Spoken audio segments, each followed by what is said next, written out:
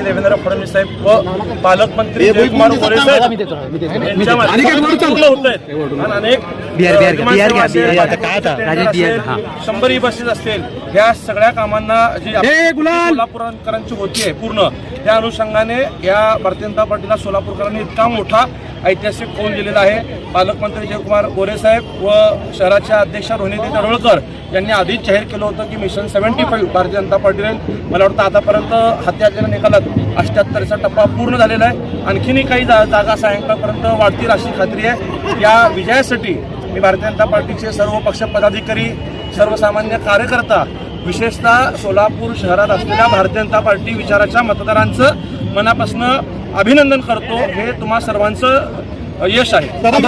टीका केल्या मात्र काँग्रेसला आतापर्यंत एकच जागा मिळाली आहे. काँग्रेस कधी काळी सत्तेत होतं, मात्र आता साधारणतः यासाठी सर्वस्व दुर्दैवी खासदार असलेल्या प्रणिती शिंदे ह्या एकमेव जबाबदार आहेत. नगरपालिकेच्या वेळेसही मी बोललो होतो की त्यांनी कार्यकर्त्यांना वाऱ्यावर सोडून फक्त दिल्लीत राहणं पसंत केलेलं आहे. राहुल गांधींच्या सहवासात जास्त राहिल्यामुळं प्रणितीताई त्यांच्या बहिणीप्रमाणेच अशा बेताल वक्तव्य प्रचारात सुद्धा करत, त्या स्ट्रॅटेजीमुळं आज काँग्रेस पक्षांच्या कार्यकर्त्यांचं नुकसान झालेलं आहे. एमआयएम हा 2 नंबरचा पक्ष ठरला. एमआयएम आम्ही त्या भागात लढत द्यायचा प्रयत्न केलेला आहे, परंतु आपल्याला माहिती आहे की सोलापुरात अनेक भाग हे एमआयएमच्या विचाराचे भाग होते आणि त्या अनुषंगाने त्यांना त्या ठिकाणी यशही मोठं म्हणता येणार नाही. मागच्या वेळेस 9 होते, त्यातही त्यांचं कमी झालेलं आहे. परंतु महाविकास आघाडीचे सुपडा साफ त्या ठिकाणी झालेला आहे.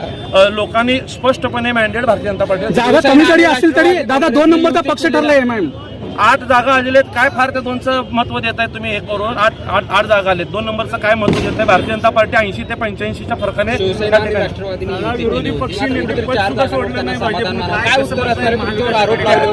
त्याही नेतृत्वाने पक्षामध्ये कार्यकर्त्यांना निवडून आणण्यासाठी जी भूमिका घेऊन निवडणूक हाताळायची असते ती न करता स्वतःपुरतं प्रभागातच मर्यादित राहिल्यामुळे त्यांच्या कार्यकर्त्यांचा पराभव झालेला आहे. त्यांच्या कार्यकर्त्यांच्या पराभवाला ते स्वतः इथलं नेतृत्व जबाबदार आहे. महापौराचा विषय महापौरचा जो विषय आहे, आता कोण कुणाला संधी मिळू शकते? भारतीय जनता पार्टीची प्रदेश कमिटी, विशेषतः मुख्यमंत्री, प्रदेशाध्यक्ष आणि जयकुमार गोरे साहेब हे त्याबाबतचा निर्णय घेतात.